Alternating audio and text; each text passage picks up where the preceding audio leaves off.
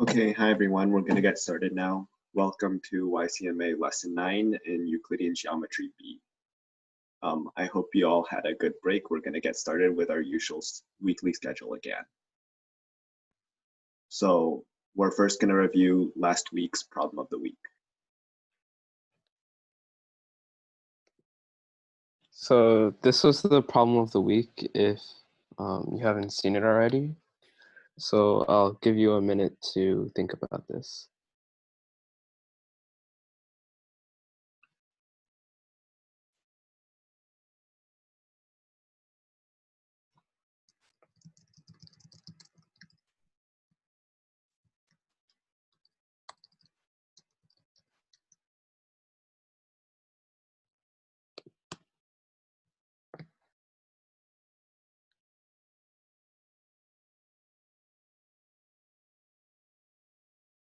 So now that you've had some time to think about it,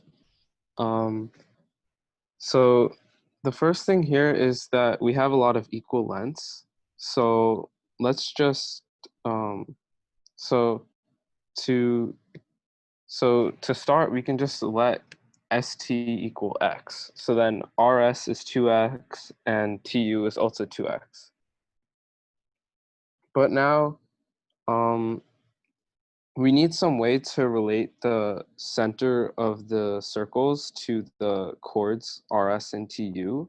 So we actually connect the centers to the midpoints. So if m is the midpoint of rs and n is the midpoint of tu, then we have rm equals ms equals st equals tn equals nu, and that's all equal to x. And also another important thing to remember is that when you have when you connect the center of a circle to the midpoint of a chord, it's going to be perpendicular. So here we have O1M is perpendicular to RS and O2N is perpendicular to TU. So now from that, we can actually compute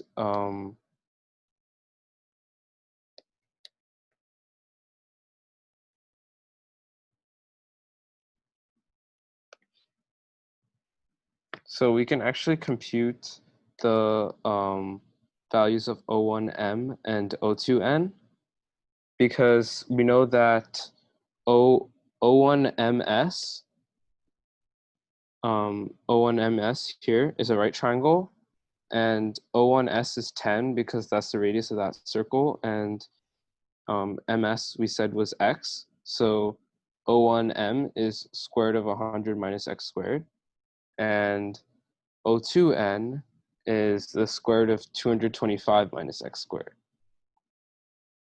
So now that we have that, we can, to relate these to the, so now that we have this, we know that if we drop the perpendicular from O1 to O2N and let that be x, that means that this distance O2x is actually O2N minus O1M. And so O2x is equal to the square root of 225 minus x squared minus the square root of 100 minus x squared. But also O1x is 3x because ms, st, and tn are all x. And finally, since these two circles are externally tangent, O1, O2 is just the sum of the radii, or 25. So, and since this is a right triangle, we can write this equation 3x squared plus this quantity squared equals 25 squared. And to finish, we just need to solve this equation for x. So if we square this and expand, we get this. And if we move the radical to one side, we get 7x squared minus 300 is 2 times the square root of 225 minus x squared times 100 minus x squared. And so we just square it one more time. And it turns out here that the constant term cancels. So we get 45x to the fourth equals 2900x squared. And since x is not equal to 0, this gives us x squared is 580 over 9. And remember that the question asked for st squared. And that's equal to x. So our final answer was 589. So does anyone have any questions on that?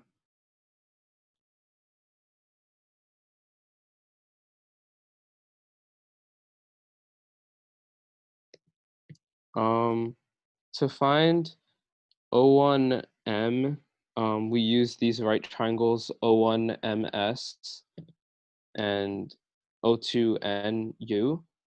So in this triangle, we have MS is X and O1S is 10. And similarly for the other triangle, right?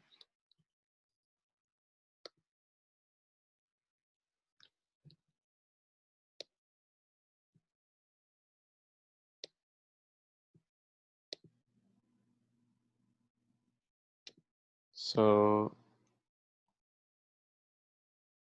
does anyone have any other questions on this before we move on to today's topic?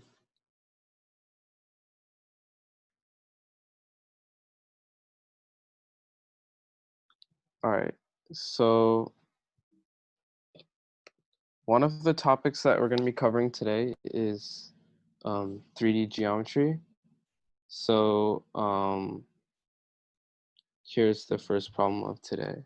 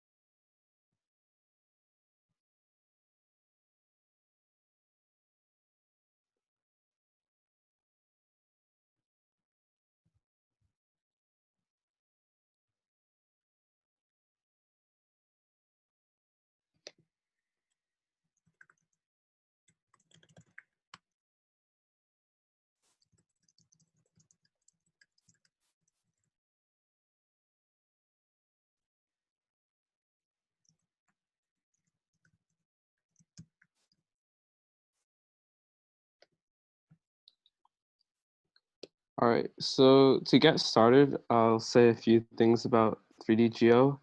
So usually it's not really going to be useful to try solving these types of problems directly in like the three-dimensional space. So we usually try to find some suitable cross section so that we can convert it to a 2D problem, and that usually makes it a lot easier to solve. Yeah, I can give you another minute.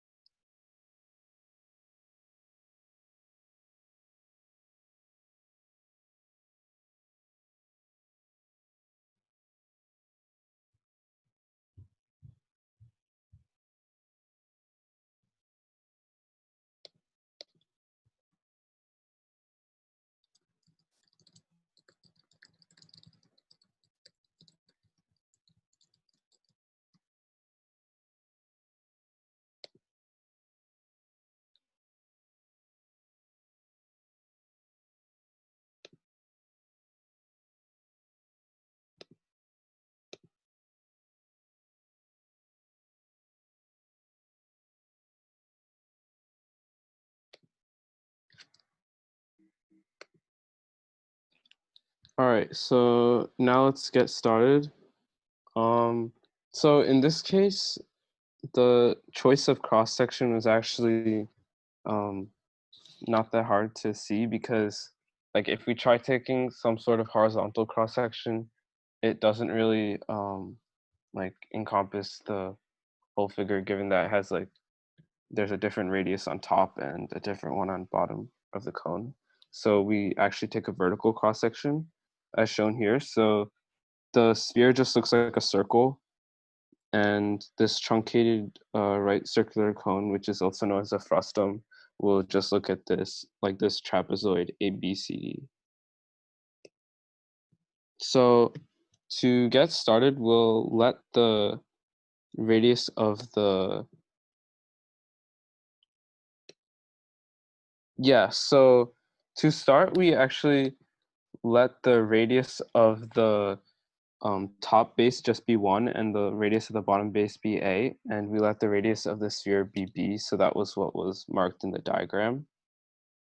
And so as someone said in the chat, we should try to find a in terms of b, or b in terms of a. So to do that, we would note that the tangents from a point to the circle are both equal.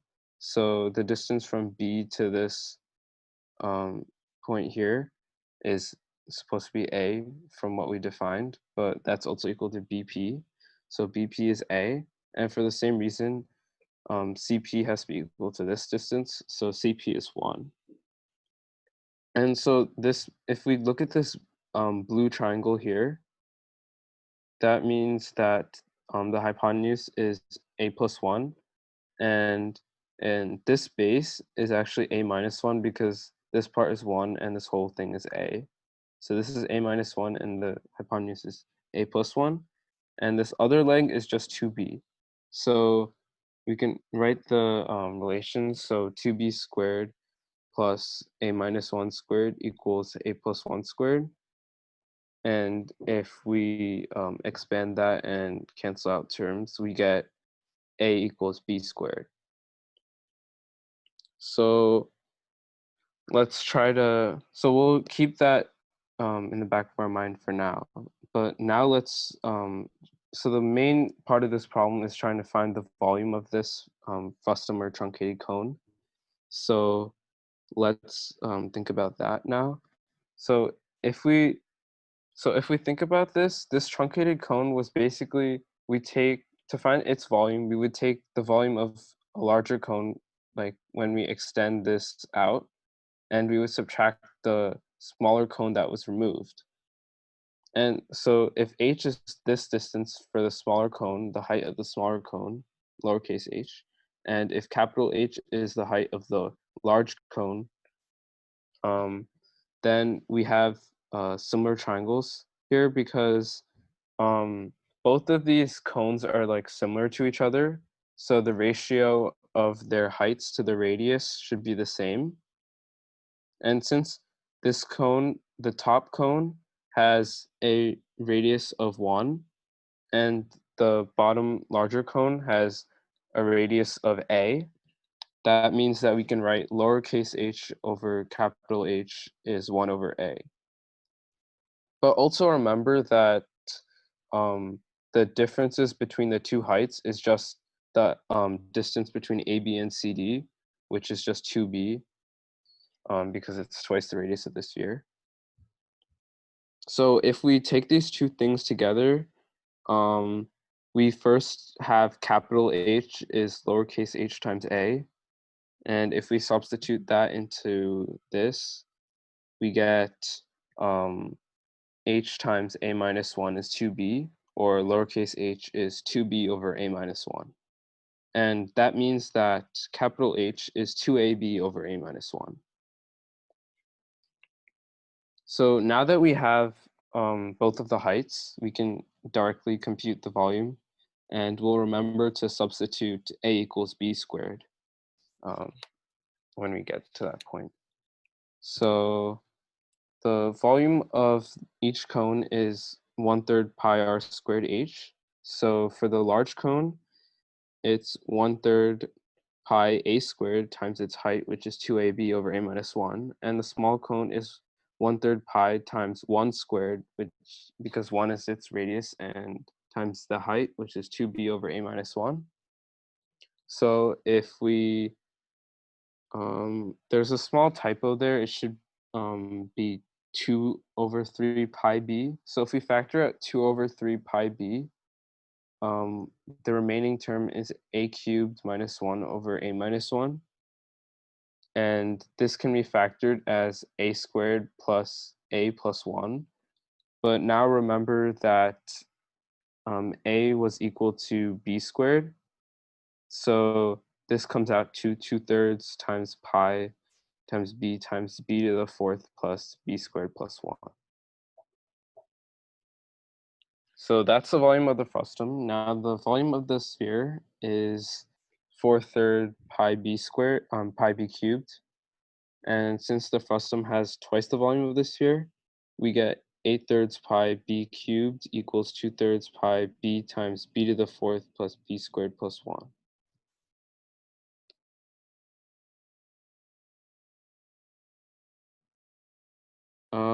Yeah, so you could have also computed you could have computed it, like someone said in the chat, by computing one of the cones and uh, using the ratio of the volumes.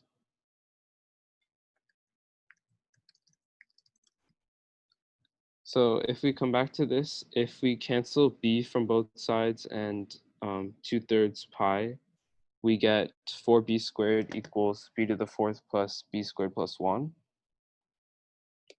And so we get b to the 4th minus 3b squared plus 1 equals 0. And since a was b squared, this is the same thing as a squared minus 3a plus 1. And the reason I wrote it back in terms of a was that the question asked the ratio between the two radii of the truncated cone, and that's actually equal to a.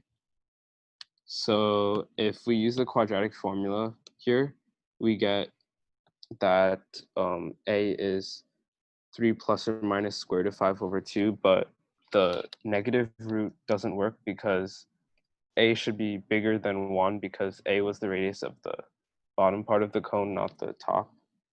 So our answer is a is 3 plus the square root of 5/2. So does anyone have any questions on that?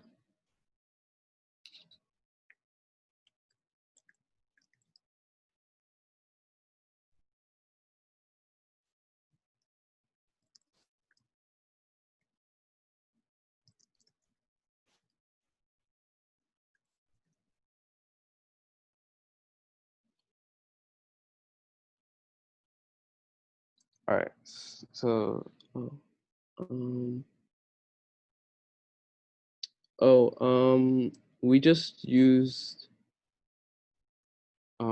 so if you're just talking about the volume, we used 1/3 pi r squared times h for the height. So the first cone had radius a and height was 2ab over a minus 1, which is what we figured out on the previous slide with similarity.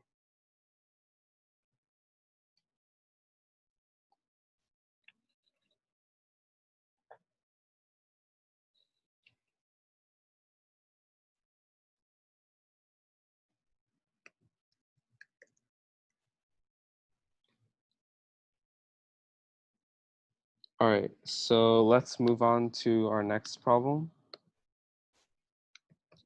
So I'll give you a moment to think about this.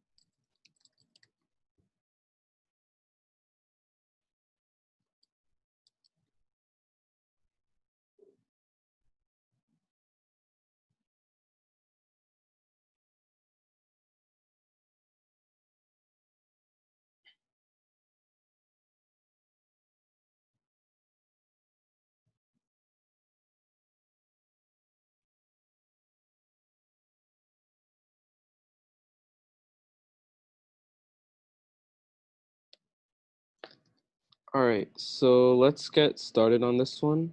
So does anyone have any ideas for how to start this one?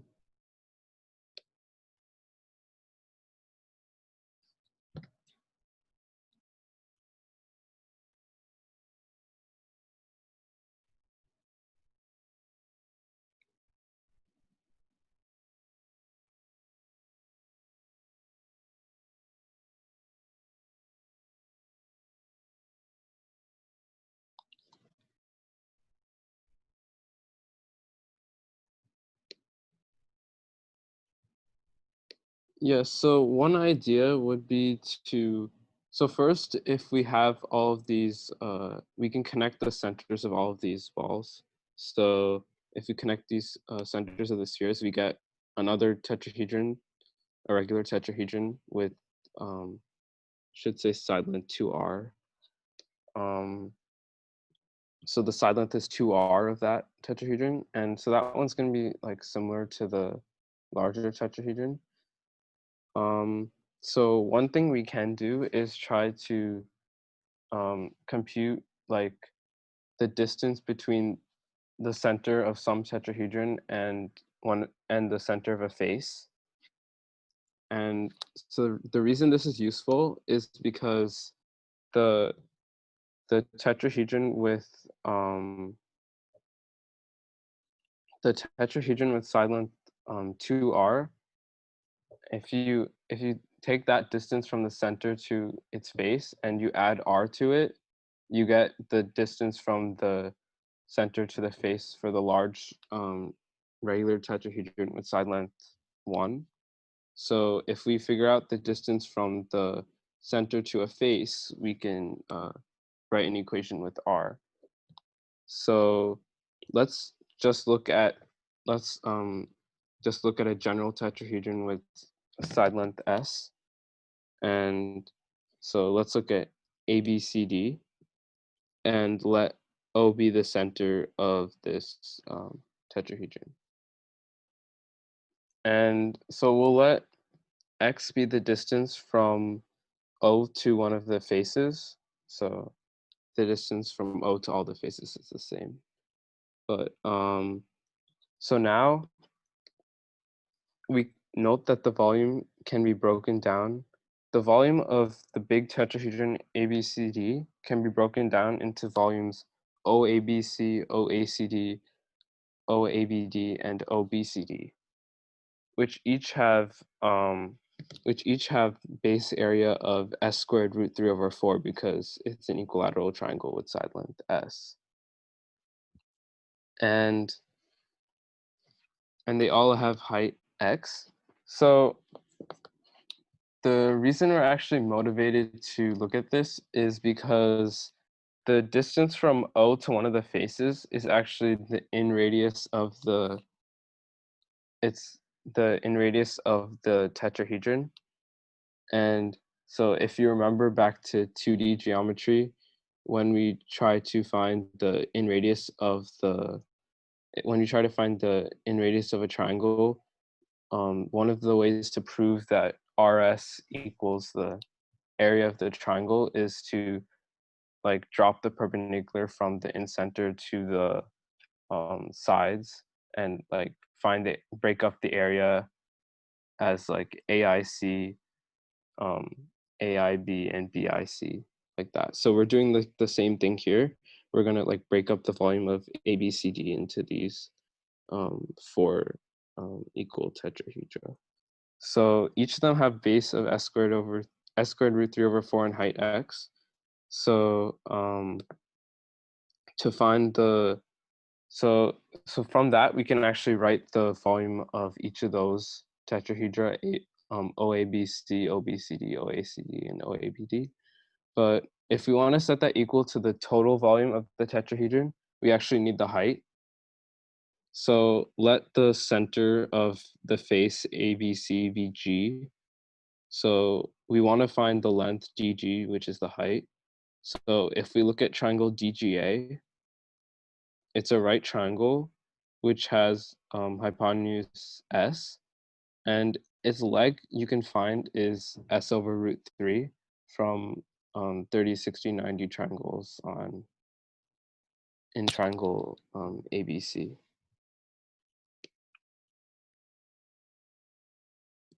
So now, if we use the Pythagorean theorem, we get that dg is the square root of 6 over 3 times s.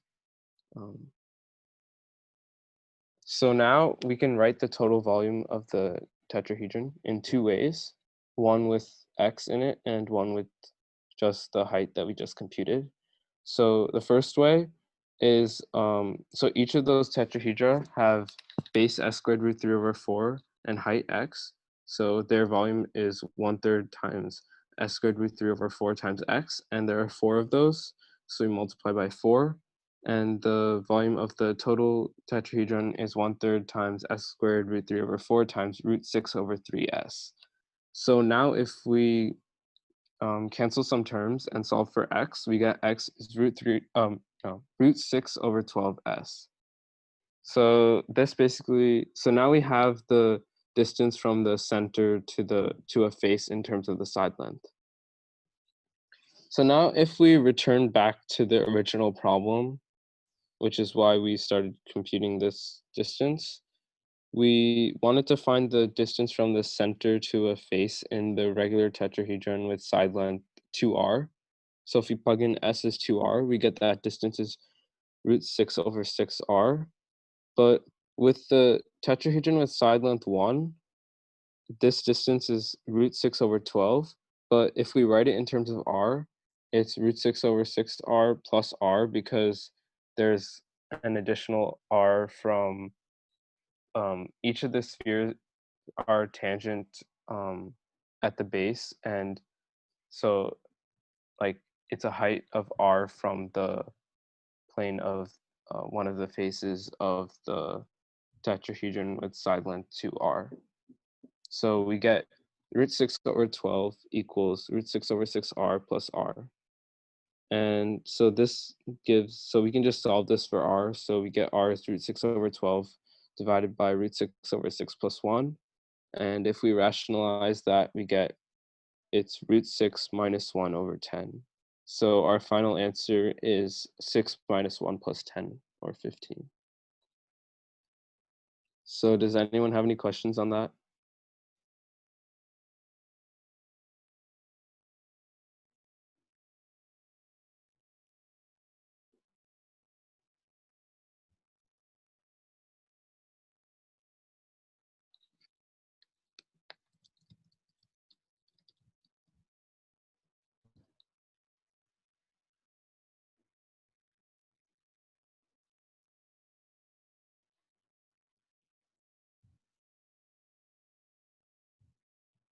All right, so I guess we'll move on, and Brian will teach the next question.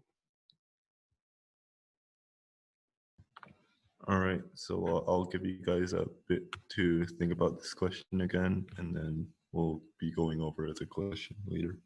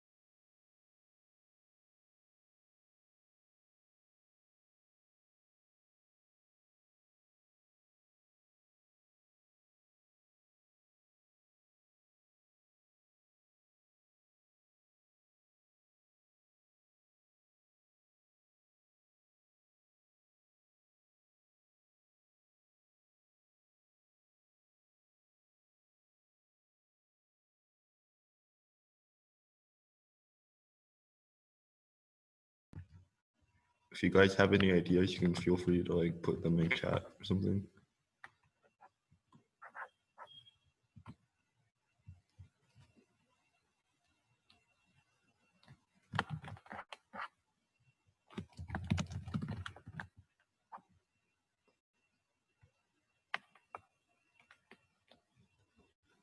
Yeah. So basically, yeah, you look at it and you see that it's kind of like a circle with its ends cut off, right? Like, because you cut off the end from the top face and from the bottom face, except it's not quite that because it's kind of like slanted, right? And so that changes its shape slightly, right? So we'll take that into consideration later. But first, what if we just like considered like it as if it weren't slanted? Like, so what if we projected it down onto the base of the cylinder, and then in which case then it just becomes a circle with its ends cut off, right? So here we see like what it would look like, right? Yeah, and then later on well, first we'll calculate the area of this, and then we're going to figure out the area of the original one based off of it, right? So first let's calculate the area of this, right? So yeah, so the idea is like the cross section that they gave you is like pretty ugly and you don't really want to deal with it, right? But then like it's, if you like take its shadow essentially, right? If you think about like the sun or something as being directly above, then you look at its shadow, right? And well, this is a lot easier to look at. So then now we will calculate the area of this, right? And it's, yeah, it's two ice cream cones and two triangles essentially, yeah, right? So it's all things that we know how to calculate, right? Yeah. Next. So yeah, so we see that it consists of like those parts essentially. So now we can just calculate all of these areas directly, right? So the two 60-degree arcs, they're each 1/6 of the circle. And the two 30, 30, 120 triangles can also each be calculated with like 1/2 AB sine C or something, right? So yeah, and then now we can calculate the area of this projection, right? But we remember that this is not what we want, right? What we want is the area of the original cross section, right? And as people were saying, like, this is like, if you think about it, it's like you're stretching, or I suppose in this case, you're squishing the diagram, right? So, so let's suppose like we want to get from the projection back up, right? Well, we think about what that does, right? So, well, for example, let's consider the distance between those two vertical lines in our diagram on the left, right? Well, we see that the distance between those two lines is 6, right? Because of our 60-degree angles, right? And so, well, that means that on the bottom it's 6. Whereas, well, we remember that the height of the cylinder was 8, right? So in the original 3D picture, that means that those two lines that we see at 6 apart on the bottom are actually 10 apart in 3D space, right? So, well, this means that just if we stretch the entire picture by a factor of 10/6, then we can get to our desired picture, right? And that's what we want to find the area of. So, and then so all we have to do is multiply our answer by 10/6, and then we extract the answer. 20 plus 30 plus 3 is 53. And so that's your answer. All right. So do we have any questions on that?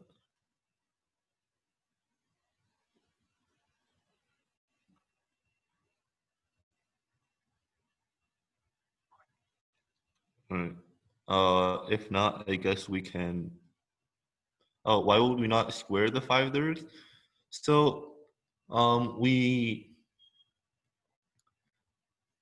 because let's think about so let's look at our vertical lines again, right? We think about what happens to those vertical lines. Well, those vertical lines, they stay the same length, right? So they're not being stretched in that direction. It's not being stretched vertically. right? We're only stretching it horizontally, right? And so this is like, so we're only stretching in the one direction, which is why we only multiply by that number once, right? Yeah.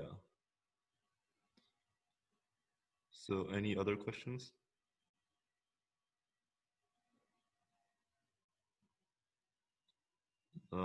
If not, I guess we can move on to our next question.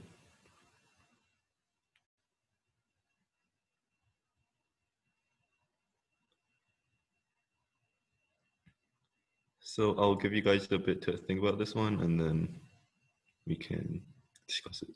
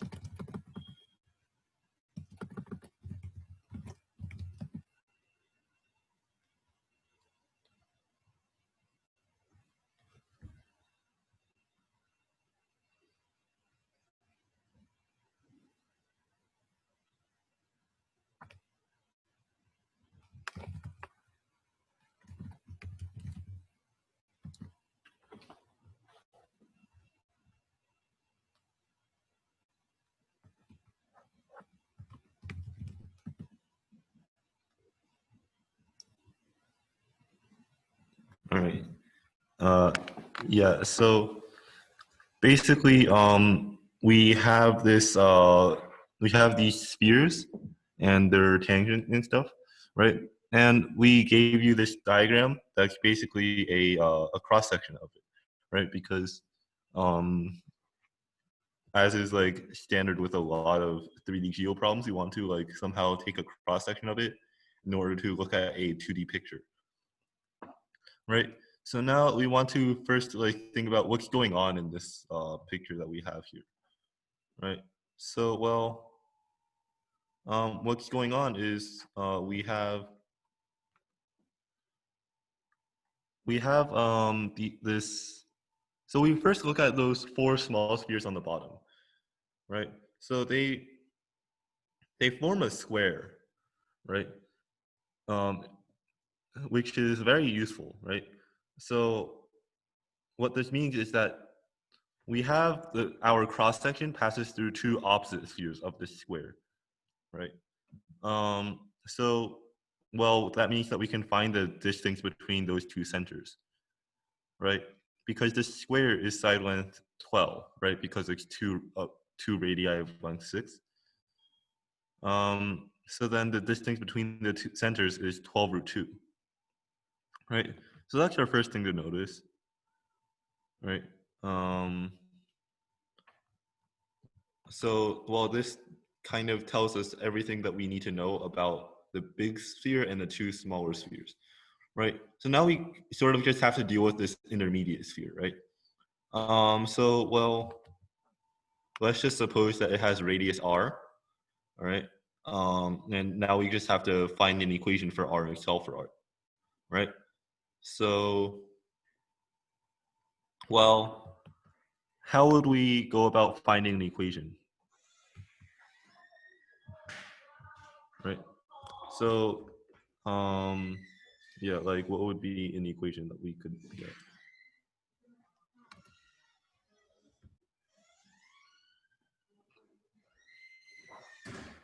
In particular, I think like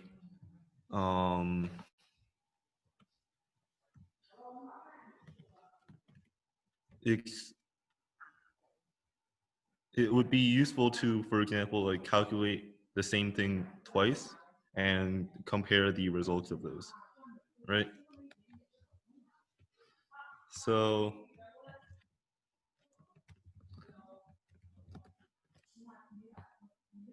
yeah, so what would, like, we have, yes, we can get the height, right? So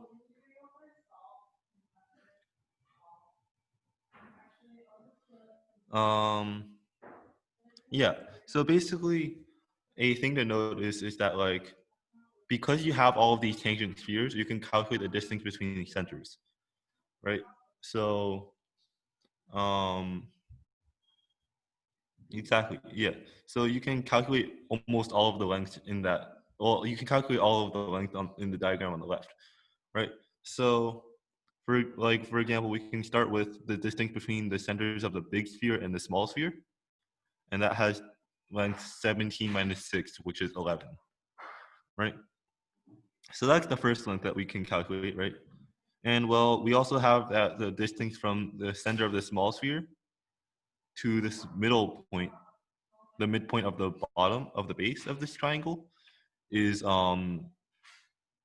root 2, right? Because we calculated that the whole distance was 12 root 2,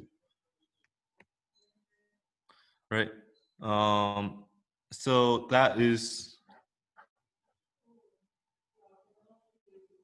so this tells us that we can calculate the distance from the center of the big sphere to the midpoint of that base on the bottom, right? That's that expression in the square root. So like you see, so basically this follows from Pythagorean theorem on the small right triangle, right? Because so essentially we have two right triangles here. Well, two pairs of right triangles, I suppose. And we want to basically, so what we're doing is we're performing the Pythagorean theorem on both of them and seeing what happens basically, right? So we use the Pythagorean theorem on the smaller one in order to get the smaller height. And then now we convert it into the bigger height by adding the distance between the center of the big sphere and the center of the intermediate sphere, right? And since they're tangent, it's the difference between their radii, which is 17 minus r. Right, so that's that big expression under this in the side of the square on the second line, right? And now, well, we complete the rest of the triangle, right? We remember that the base of the big right triangle is 6 root 2 still, and the hypotenuse is the sum of the radii of the two tangent spheres, right? So then that's where you get all of our sides from, and then we can solve for r from here. I think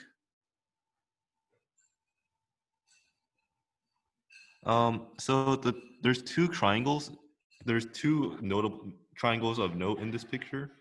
One is one is the one formed by the center of the big sphere, the center of this one of the small spheres, and the midpoint, like the base of the altitude. And then the other one is the one formed by the center of the intermediate sphere, the center of the small sphere, and the base of the midpoint. If you have a question, you can just send it in chat. Yeah. Also, can we look at the question again, I suppose?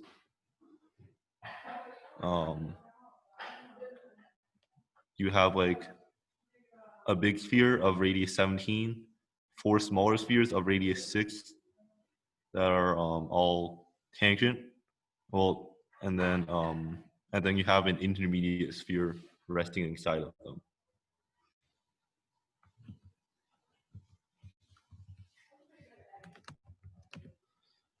So yeah, I guess we can go back to this.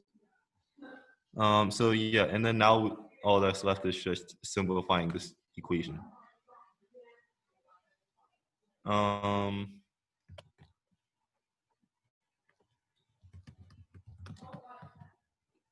Do you guys have questions on that?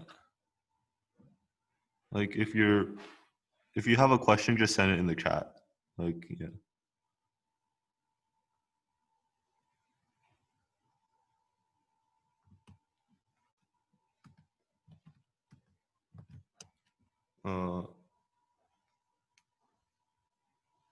If we don't have questions, I guess we can move on.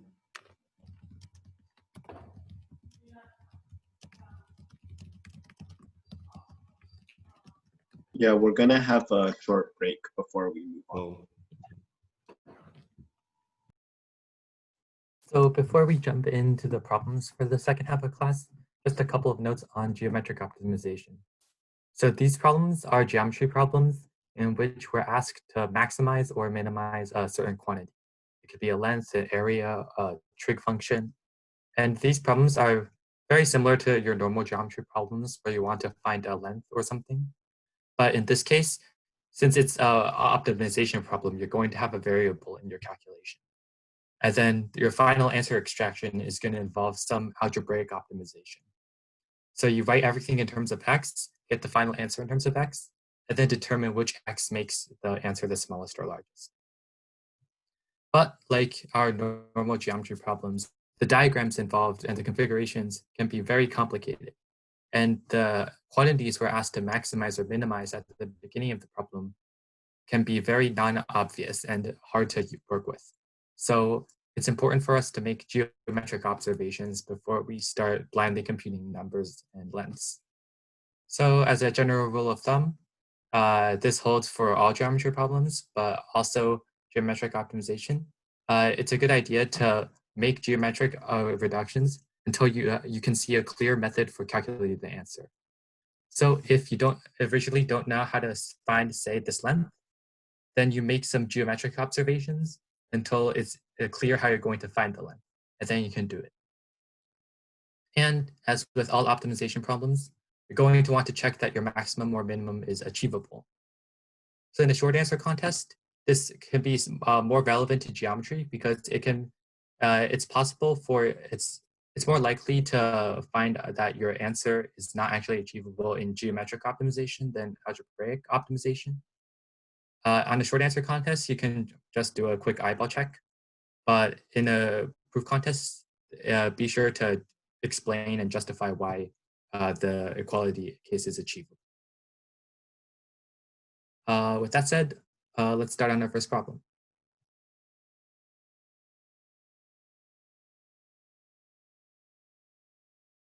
So I'll give you some time to read this problem. I'd encourage you to draw your own diagram here of this beginning situation because the diagram on the next page will be a bit cluttered. Not that cluttered, but it's nice to have a cleaner diagram.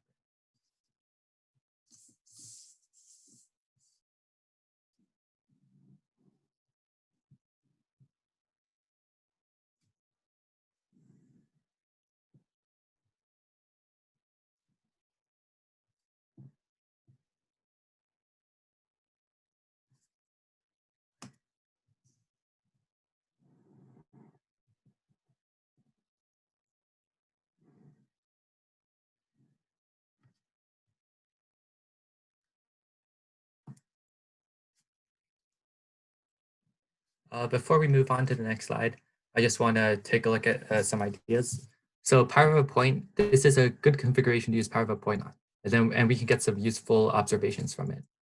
But another way to look at the problem is backwards.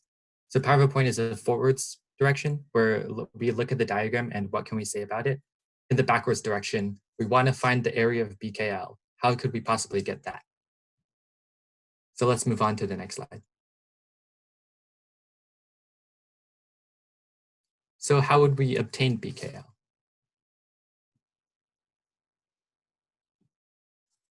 Well, okay. Well, it's a 1/2 base times height. So in the diagram shown, we dropped the perpendicular from B to AL, and we call that point N.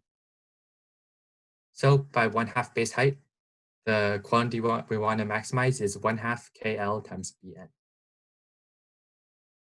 So we have two variable lengths in this diagram, in this expression.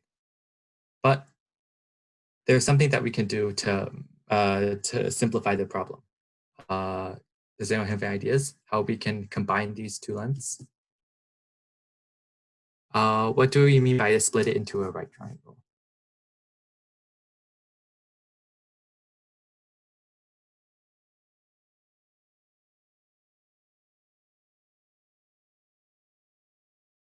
So if you look carefully, we've also marked the foot from O to KL. So is there anything we can say about this?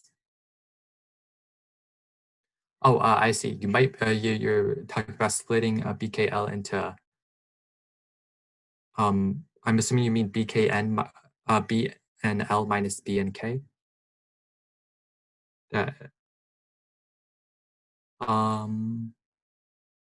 That sounds like it might work, but LN is a bit messy to get.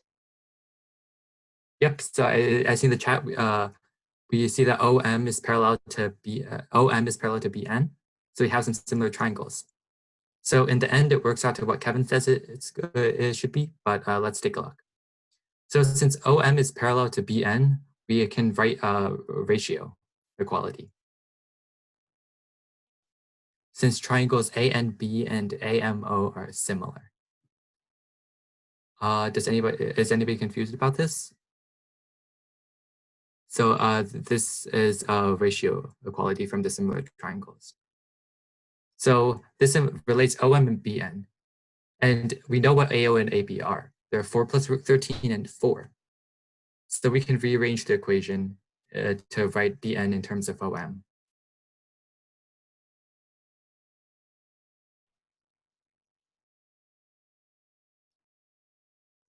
So we know the given lengths here. We know 2 of the 4 lengths in the ratio equality. So we can solve for one of the remaining ones in terms of the other. So BN is a constant times OM.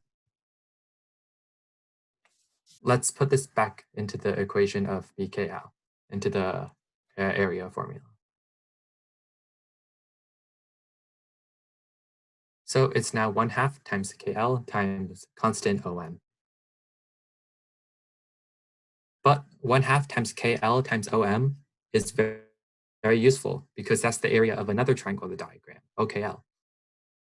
So now the area is 4 over 4 plus root 13 times the area of OKL. How would we maximize OKL?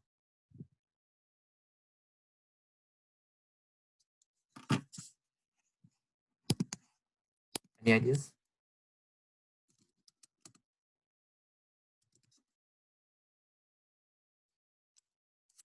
Well, well, we want to maximize OKL in order to maximize BKL. But yeah, we can use 1/2 AB sine C. So in particular, that would be 1/2 times OL times OK times sine of LOK. Oops, that is a leak. Huh? This is not good. Ignore the diagram for now, please. Technical issues, but the equations are still right. So OK, the area of OKL is 1/2 times OK times OL times the sine. But we know that OK and OL are both equal to the radii. So this is just 13 over 2 times sine of KOL. And the sine is at most 1. So this is at most 13 over 2. And we can achieve this. It's possible when angle KOL is 90 degrees. And you can just quickly draw a picture and convince yourself that's possible.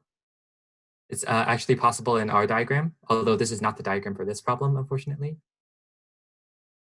And we can throw this back into our expression for BKL. And then when we do that, we can extract our answer. Does anyone have any questions?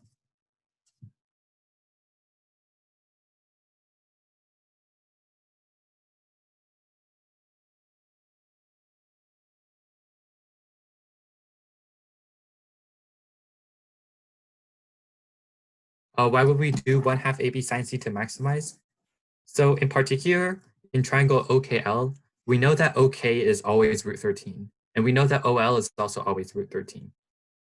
So given these two conditions on a triangle, the most natural way find its area is to use the 1/2 AB sine C. We know two of the adjacent lengths. So once we introduce angle KOL, we get an inequality. So compare this to using, say, Heron's. It's a lot bashier with Heron's because the expression is not as simple with the given lengths. Does anyone have any other questions? Heron's will work. It should eventually work out to k odds root 26, but 1/2 AP sine C is just a lot easier to directly extract the answer.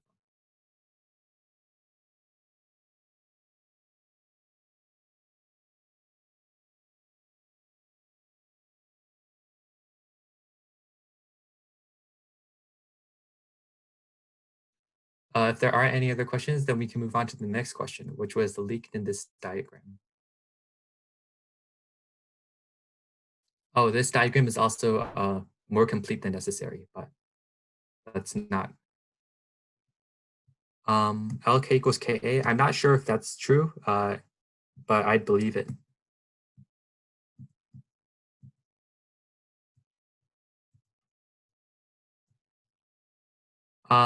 This diagram is just very dense, so the labeling is not great.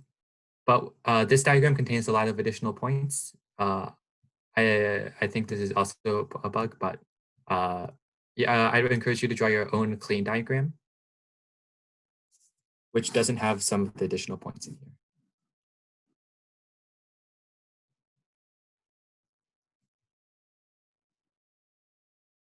Yep, y is extra and some of the other lines are extra.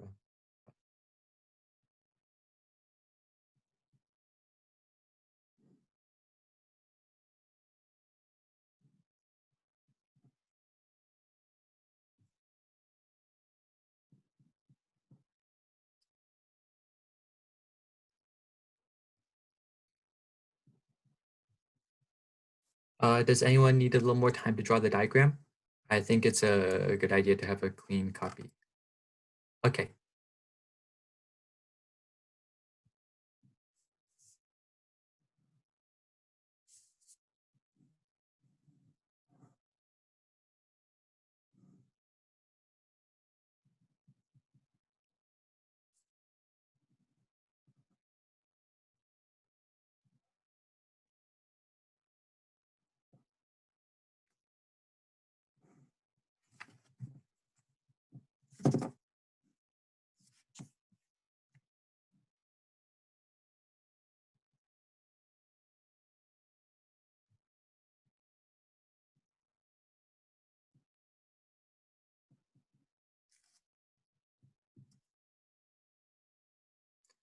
Are we ready to move on now?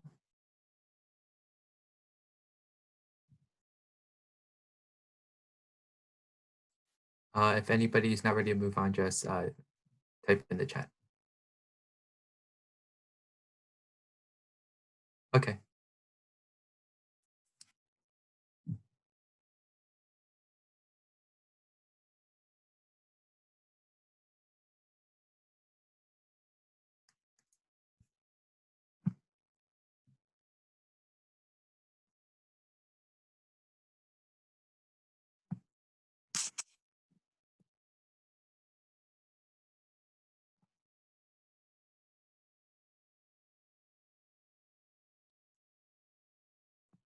Let's move on to the next slide. So what we want here is an area ratio, PQR over LIP. And the first thing to notice here is that we have a 3, 4, 5 right triangle. PX is 3, RX is 4, and PR is 5. So that just means that RX is perpendicular to PQ. So what we have right now is area ratio, and the area of PQR is, given this right triangle, not so hard to find. We can just do 1/2 base height. But LIP looks pretty hard to find since these 3 points really don't relate to each other. So what we want to do at the beginning is to try to find some relationships between these 3 points so that we can figure out how to calculate the area.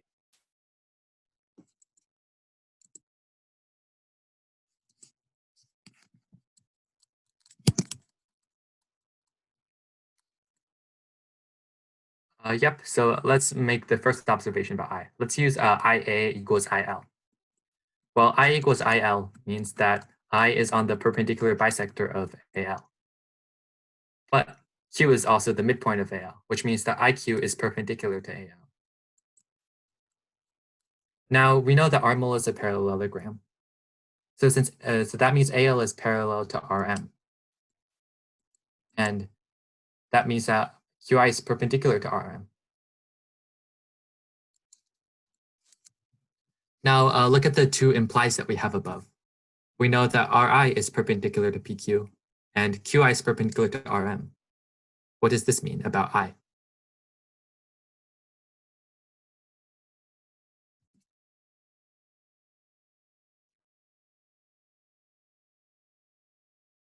Yep, we have two of the perpendicularities, so that means that I is the orthocenter of PQR. Since we have two of the perpendicularities, we know what the third one is. We know that PI is perpendicular to QR.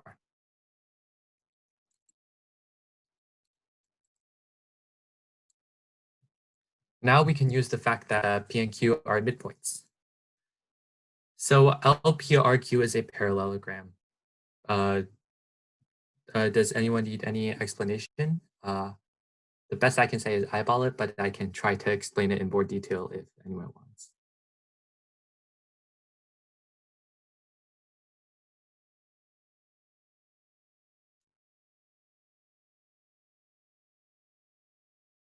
In particular, you could say that QL and RM and RP are parallel, and QL and RP are equal because they're both equal to half of AL and half of RM. So since PI is perpendicular to QR, and from what we just said, QR is parallel to PL, that means that PI is perpendicular to LP.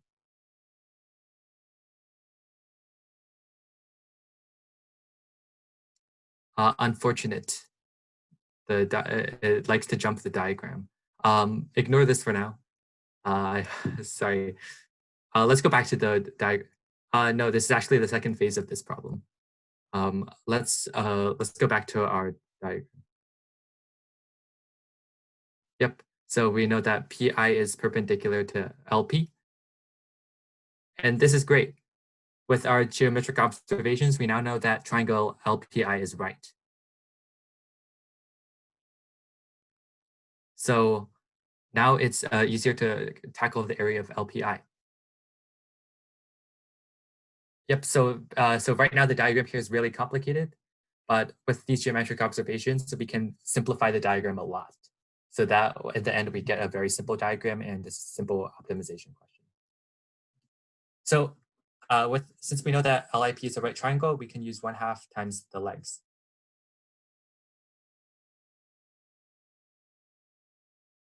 Which ends up being 1/2 times LP times PI. And we know that LPRQ is a parallelogram. So we can switch LP to QR. And on the other hand, PQR is, we'll extend PI to Y so that we can use 1/2 base height on the side of QR.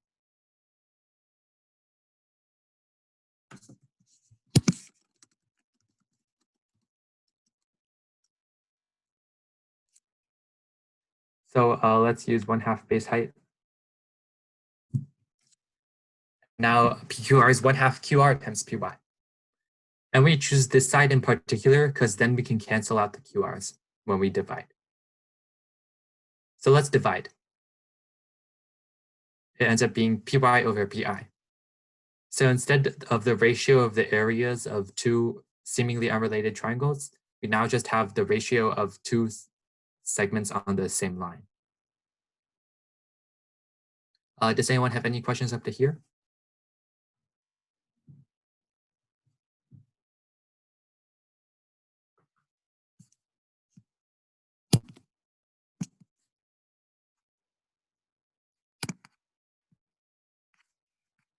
Well, let's go on to the second half.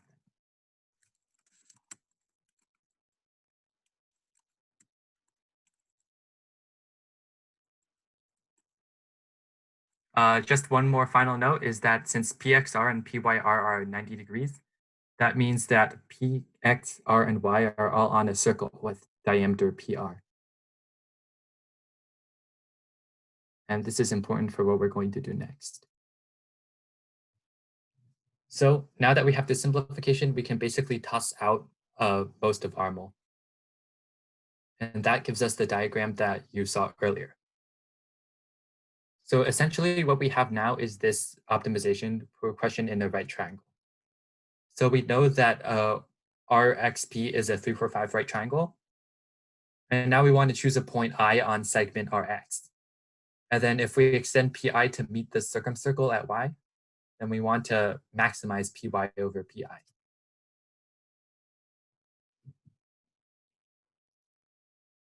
So this is not a straightforward optimization. It's pretty computational. There are several ways to do it. We'll go through one trig way here. There's another trig method in the handout, and it's also possible to use lengths, but I think you'll need calculus for that. So how would we approach PY over PI?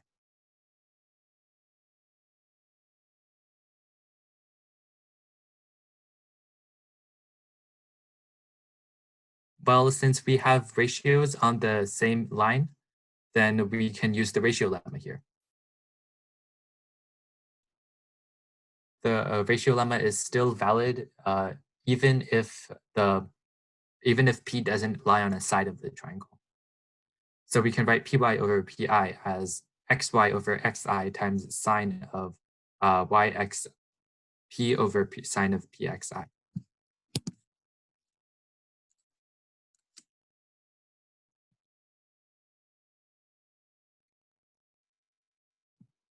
Should I explain this equation in a little more detail?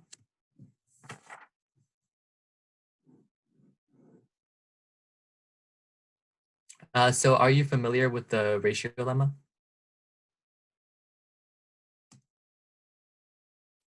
So the ratio lemma says this. I'll have to give it verbally for now. I suppose I can try to type it. Yeah, you can rederive this expression by using law of sines. But the ratio lemma just allows you to find the ratio of two segments on a side of a triangle in terms of the sides of the triangle and some angles, the sides of some angles. And this might not look totally familiar, but the ratio lemma works exactly the same if P isn't on segment IY. It can lie on the extension. So let's simplify this. We'll be using the extended law of sines and some right triangle trigonometry here. So let's go through the terms in this right-hand side one by one. XY by the extended law of sines is 2r sine x cubed y. And we know the r is 5/2 from the right triangle. So xy is 5 sine of x py. Does this look good?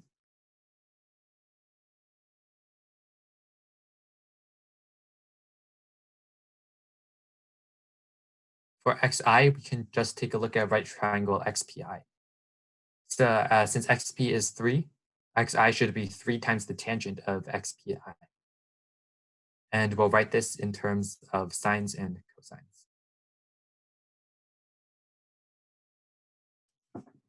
Now, yxp is the messiest of these. So we can split yxp into an angle and a right angle. Yxp in particular is 90 plus angle yxr.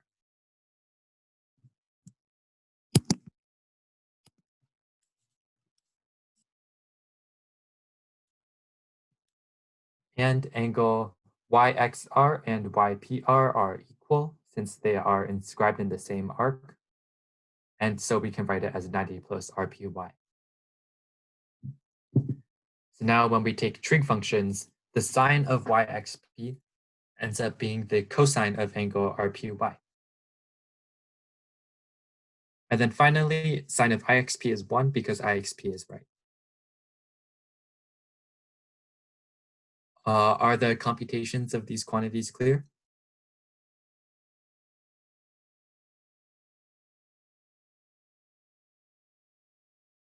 Okay, so now let's shove all of these into our desired expression.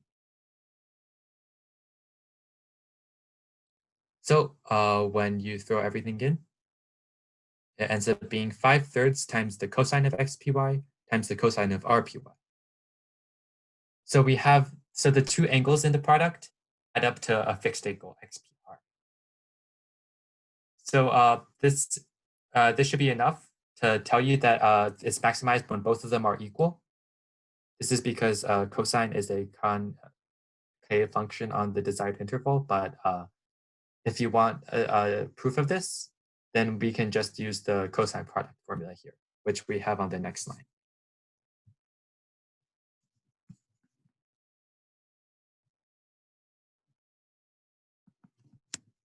Which ends up being 5/6 times the cosine of xpr plus the cosine of their difference. Now cosine xpr is fixed, it's 3/5 because of the 3, 4, 5 triangle. And then the cosine of the difference is at most 1. Cosine is always at most 1, and we can make it 1 by making xpy and rpy equal. So py bisects rpx. This is what we have drawn in the diagram. So the diagram is actually the optimal case here. And let's throw everything in and get our final answer. It should be 5/6 times the cosine, which is 3/5. Add 1, and you get 4/3. Are there any questions on the second half or the problem overall?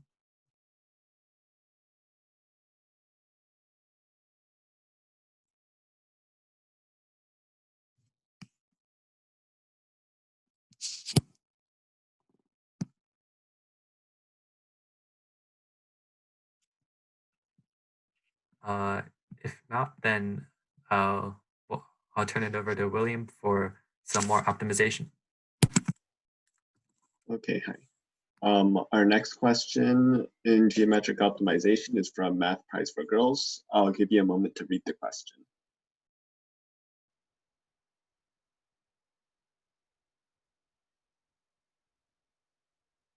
And feel free to put any suggestions in the chat.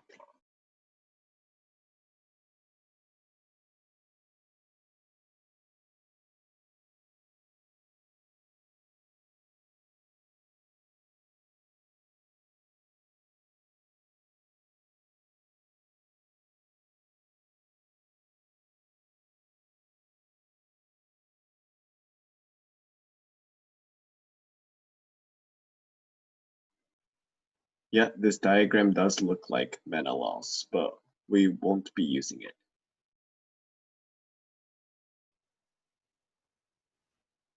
And no, we will not be using moving points.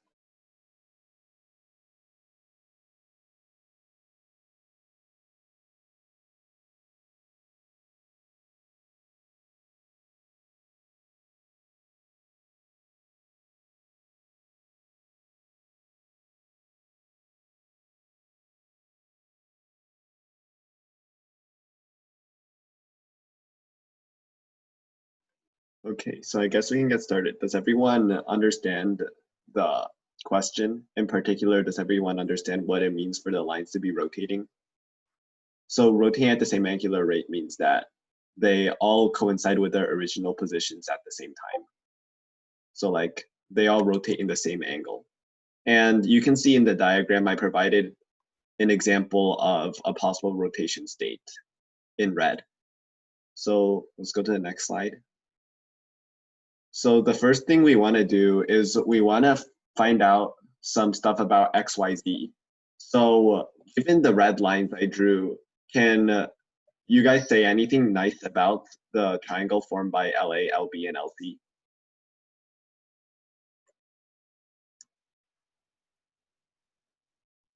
Oh yeah, ignore the circle for now.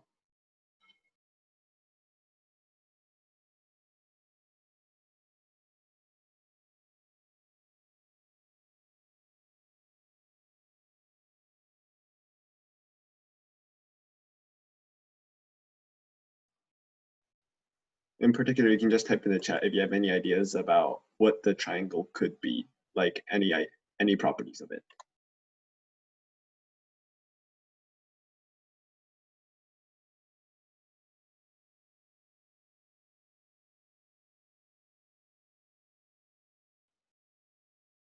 Yeah, we can go back to the problem for a bit.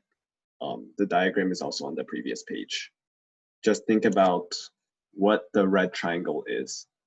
Yeah, it does look like a right triangle. Can we say anything more about it?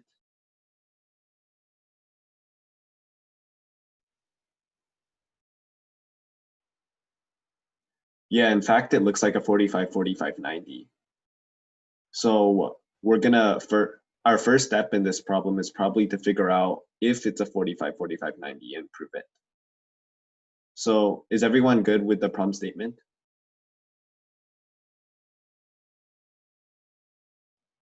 Okay, let's go to the next slide. So yes, in fact, it is a 45, 45, 90. So how do we prove this? Note that all the lines are rotating at a constant rate, which means that the angle rotated by each line is the same. So basically, the angle XYZ in the figure is rotating as with the lines. Does that make sense? Like at the starting state, XC and BZ are 45 degrees apart. But since they're rotating through the same angle at the same time, the angle between them always stays the same. So it's always 45 degrees. Likewise, the angle between AZ and CX is also always 90. And the angle between AZ and BZ is always 45. So this ensures that the red triangle is always going to be a 45, 45, 90. So since we have that as a 45, 45, 90, it suffices to find the length of one part of the triangle. In this case, we're gonna try to maximize the height of X onto YZ.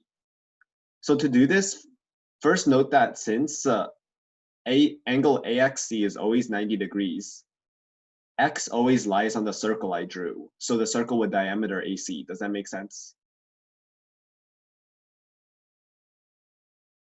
Okay. So in addition, since we're rotating the full 360 degrees, since all these lines can rotate as much as they want, X is going to actually traverse this entire circle. So now we're going to also define a point D on arc AC to be the midpoint of the arc. So can anybody tell me what angle DXC is?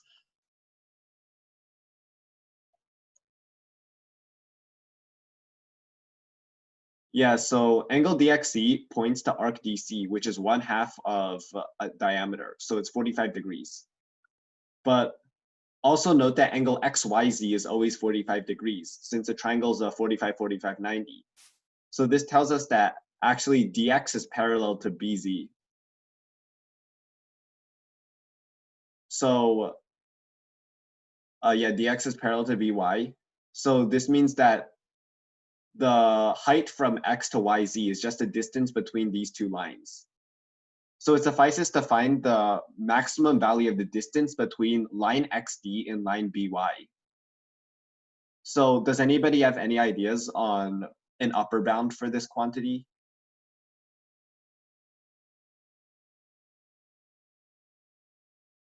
Feel free to type in the chat.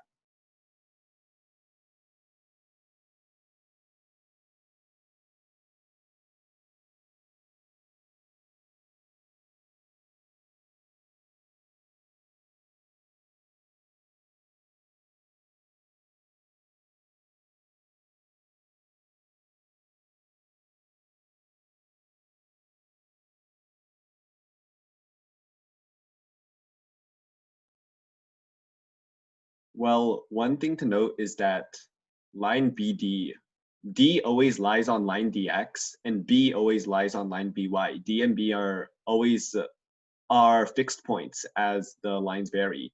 So line BD is always going to be a transversal of the two parallel lines.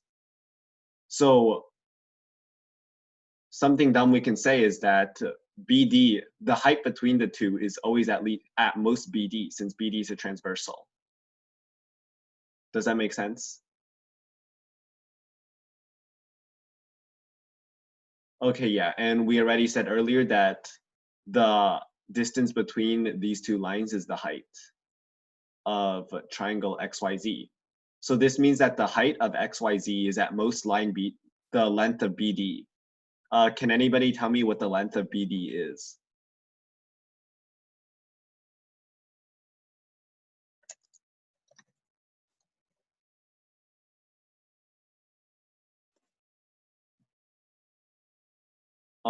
It is not Bx. The reason why is that x is a variable point. It only looks like it in the current diagram.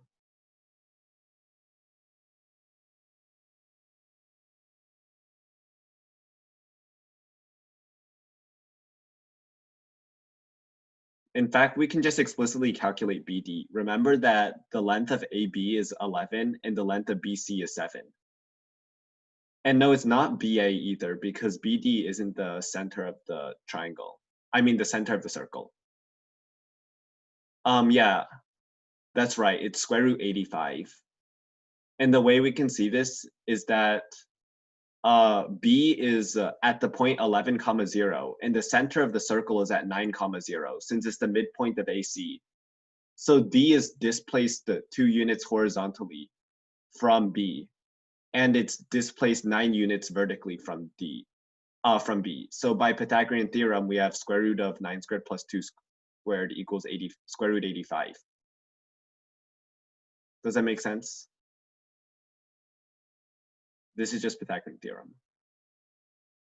Okay.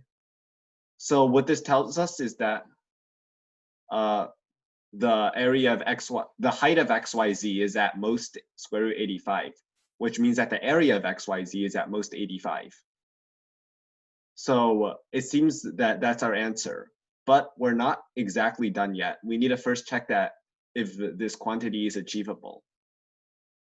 So do you guys think this is achievable?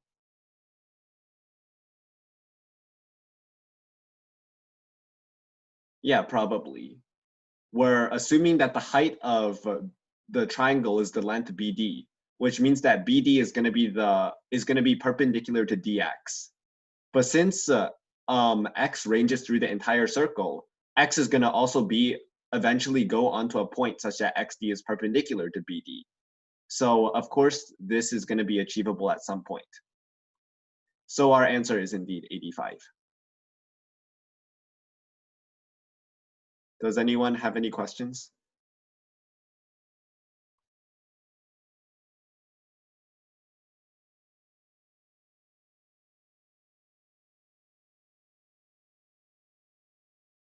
Okay, great. So I guess we can move on to the final question of our day. This year's USOMO question 1. So I'll give you a few moments to read it.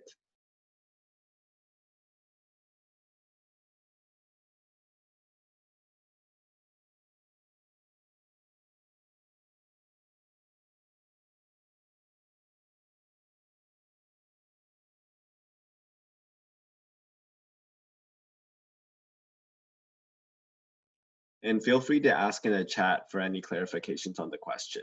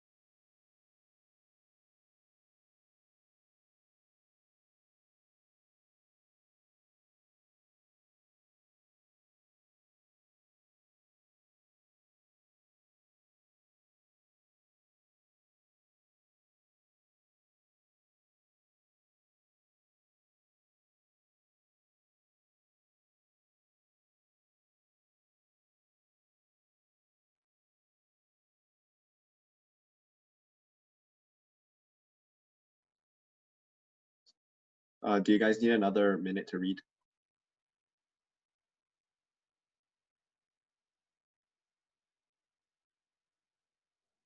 Okay, let's move on. And yeah, it looks like we could invert about X because there's 3 circles passing through it. But remember what we're trying to find. We're trying to find the area of 00102. And areas aren't very good under inversion. So if they asked us to find something else, we could probably do it, but not in this question. So the first thing to note is that this question may look complicated, but it's actually just a bunch of simple steps combined. So we first, like the previous question, we want to find something about the triangle we're trying to find the area of. So can anybody conjecture something about triangle O01, O2? What does it look like?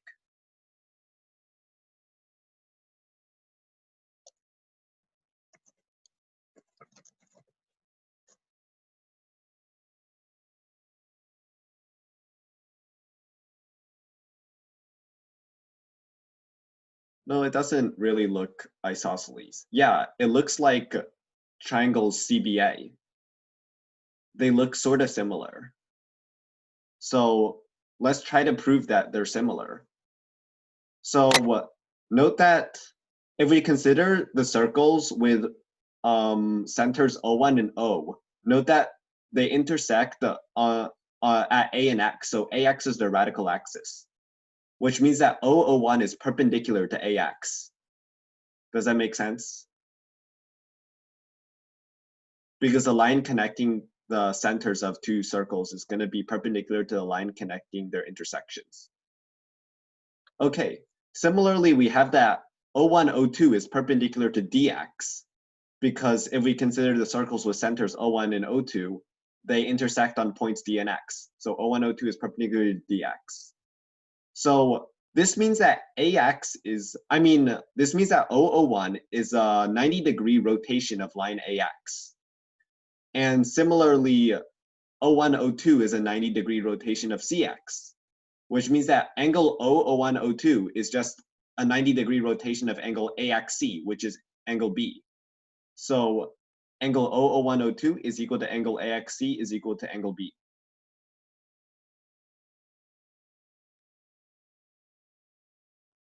So in a similar way, we can get that angle O02, O1 is going to be equal to angle CXB is going to be equal to angle CAB. And that proves the similarity. Does that make sense?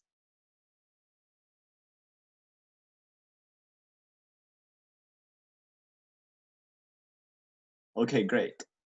So likewise to the previous question, in the previous question, we had a 45, 45, 90. So it sufficed to maximize the height. In this case, we already know the shape of O01, O2. So it suffices to minimize the length O1, O2. So can we find a lower bound for O1, O2? In the previous question, our bound was the length of BD. In this question, do we have a similar lower bound?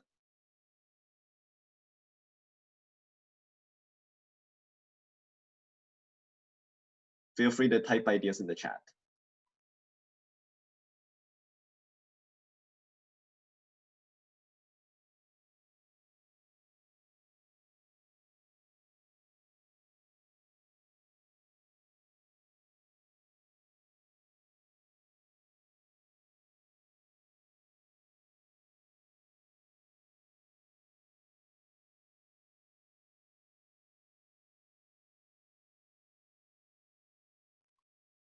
Yeah, this might be slightly tricky. So let's see. If we project line O1, O2 onto line AB, what will happen? So obviously the projection of line O1, O2 onto AB is going to be smaller than the length of O1, O2 itself. O1, when you project it onto AB, is going to be the midpoint of AD, right? Since O1 is on the perpendicular bisector of AD.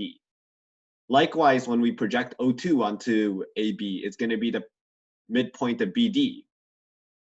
Yeah, so O1, O2 is always at least AB over 2, since its projection is half the length of AB. So O1, O2 is always greater than or equal to AB over 2. So the area of O01, O2 is at least 1/4 of the area of ABC. But we're not done yet. Remember, this is a proof contest, so we need to find, well, actually the question asked us to find when equality can be achieved. So we need to find at which values of x can we get ABC over 4. So can equality be achieved? Yeah, people have already typed in the chat. This happens exactly when O1, O2 is parallel to AB, because this is when the projection is equal to itself. But since O1, O2 is perpendicular to CX, this means that we need CX is perpendicular to AB. So this means that the only point at which equality is achieved is the unique point X on the circle, such that CX is perpendicular to AB. And that's the answer.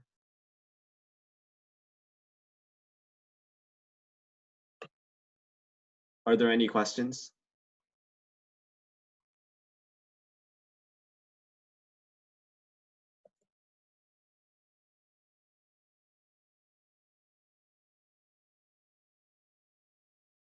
Okay, great. Well, that was the last question of the day. I hope you guys learned something. We'll stay around after class for a bit if you guys have any additional questions. If not, see you next week. Yeah, thank you.